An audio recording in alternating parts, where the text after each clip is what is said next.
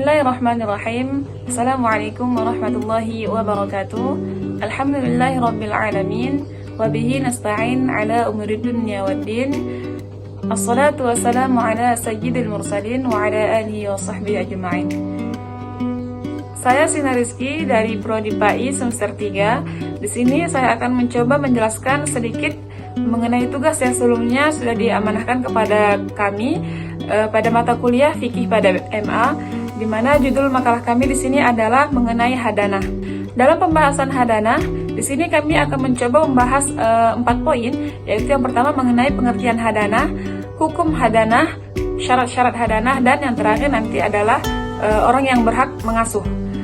Baik, yang pertama itu pengertian hadanah. Ya, hadanah itu secara bahasa itu berasal dari bahasa Arab, yaitu dari kata hadanah yang artinya perawatan anak atau pengasuhan. Secara istilah, hadanah adalah hak pengasuhan yang diberikan kepada salah satu orang tua atau wali yang sah setelah perceraian, dengan tujuan untuk merawat, mendidik, dan mengasuh anak, terutama dari masa ia kecil hingga anak tersebut mencapai batas usia.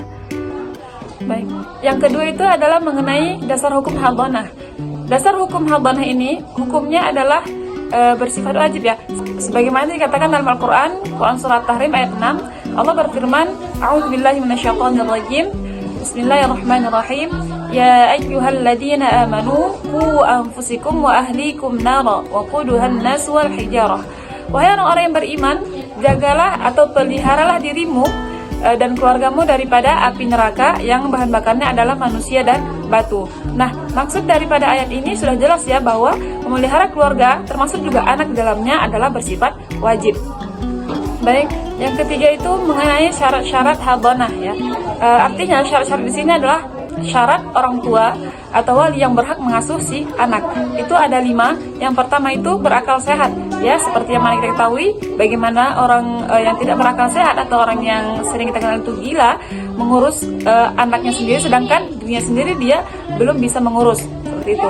Yang kedua adalah dewasa, ya, sebab seorang anak tentu memerlukan orang yang lebih dewasa untuk mengurusi dirinya. Kemudian yang ketiga adalah mampu mendidik, ya. Mampu mendidik di sini maksudnya adalah tidak boleh menjadi pengasuh yang memiliki penyakit, misalnya seperti buta atau rabun atau sakit menular, ya, yang dimana dapat melemahkan jasmaninya untuk mengurusi kepentingan si anak yang akan dia urus, seperti itu. Atau tidak berusia lanjut yang bahkan ia sendiri juga perlu diurus oleh orang lain. Nah, itu yang syarat ketiga. Syarat yang keempat itu adalah amanah atau berbudi pekerti baik, ya, sebab orang yang curang atau tidak amanah itu tidak bisa mengurus anak kecil, ya, karena dia tidak dapat mencontohkan hal baik dari dirinya sendiri. Bahkan si anak nanti bisa meniru kelakuan yang tidak baik dari orang tua yang mendidiknya. Syarat yang terakhir itu adalah Islam, di mana anak seorang muslim tidak boleh diasuh oleh orang yang bukan muslim, karena hadanah ini adalah masalah perwalian, sedangkan Allah tidak membolehkan orang mukmin di dalam perwalian oleh orang kafir. Hal ini juga didasari dalam Quran Surah An-Nisa ayat 141, di mana Allah berkata, dan Allah tidak akan memberikan jalan kepada orang-orang kafir untuk menguasai orang-orang mukmin. Baik, pembahasan yang terakhir adalah mengenai orang yang berhak mengasuh si anak. Nah, dalam fikih Islam, yang berhak mengasuh anak adalah orang yang memiliki kualitas atau kemampuan yang baik atau yang diperlukan untuk merawat si anak dengan baik, ya. Pada umumnya hak pengasuhan itu umumnya itu ada pada si ibu. Namun jika si ibu tidak memenuhi persyaratan untuk menjadi pengasuh, maka pengasuhan tersebut akan bisa beralih kepada si ayah atau pihak keluarga lainnya. Nah, dalam urutan orang yang berhak mengasuh anak itu, dalam mazhab Syafi'i dijelaskan itu ada 4. Yang pertama itu adalah ibu.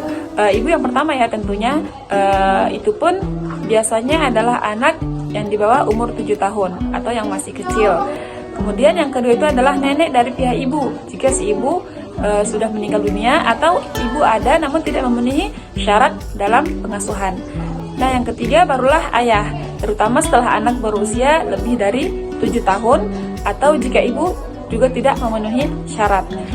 Yang keempat adalah saudara perempuan atau kerabat dekat lainnya jika ibu dan ayah tidak memenuhi syarat pengasuhan. Nah, itulah tadi penjelasan mengenai materi tentang hadhanah ya.